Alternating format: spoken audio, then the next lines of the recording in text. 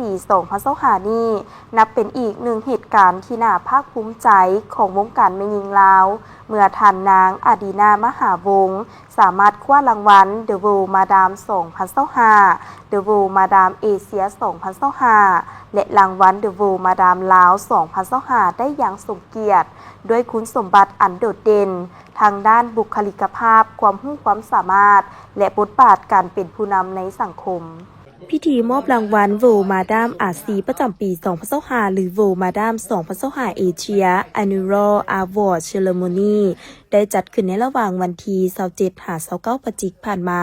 ที่ประเทศสาธารณรัฐประชาชนจีนภายใต้คำขวัญ One Small Step for Madam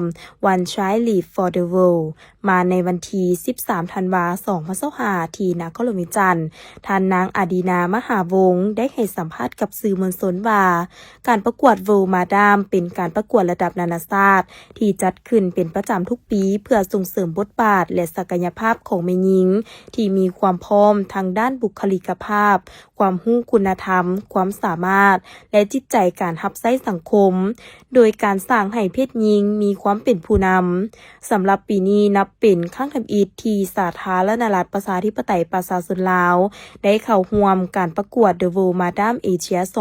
2025โดยท่านนางอดีนามหาวงศ์เป็นตัวแทนของแม่หญิงลาวเข้าร่วมการประกวดดังกล่าว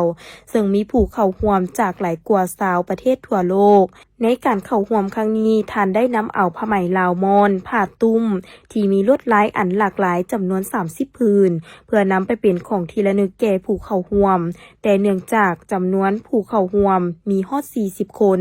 ท่านจึงได้มอบผ้าดังกล่าวให้แก่คณะจัดตั้งโครงการแต่ทางโครงการได้เอาไปจำหน่ายและนำรายรับเข้าสนับสนุนกิจกรรมของโครงการในเวทีการประกวดก็ได้นำเสนอการฟ้อนบทเพลงจำป่าเมืองลาวในสุดผ้าไหมลาวที่มีการปักดิ่งลวดลายของแขวงหลวงพระบางอันเป็นการสะท้อนเอกลักษณ์และวัฒนธรรมอันงดงามของชาติลาวพร้อมทั้งการแสดงท่าเต้นบาสโลปเพื่อสื่อความหมายถึงความแข็งแรงและความสามัคคีของประชาชนลาวการคว้ารางวัล The World Madam Asia 2025ในครั้งนี้นับเป็นรางวัลระดับนานาชาติครั้งทำอิฐของสาธารณรัฐประชาธิปไตยประชาชนลาวในสายการประกวดนี้ในโอกาสเดียวกันท่านนางอดีนามหาวงศ์ก็ได้แสดงความปลื้มปิติยินดีเป็นอย่างยิ่งและกล่าวว่ามงกุฎ World Madam บ่แม่นมงกุฎนางงามแต่เป็นสัญลักษณ์แห่งคุณค่าและคุณลักษณะของแม่หญิงในการอุทิศตนเฮ็ดเวียกเพื่อสังคมการเผยแพร่วัฒนธรรมและการเชื่อมโยงทางธุรกิจพร้อมนี้ท่านยังได้แสดงความขอบใจอย่างสุดซึ้งต่อภาครัฐภาคเอกชนและทุกภาคส่วนที่ได้สุขอยู่และให้การสนับสนุนจนสามารถนำชื่อเสียงและความภาคภูมิใจมาสู่ประเทศชาติได้ในครั้งนี้สำหรับ World Madam Asia 2026แม้จะจัดขึ้นที่ประเทศมาเลเซีย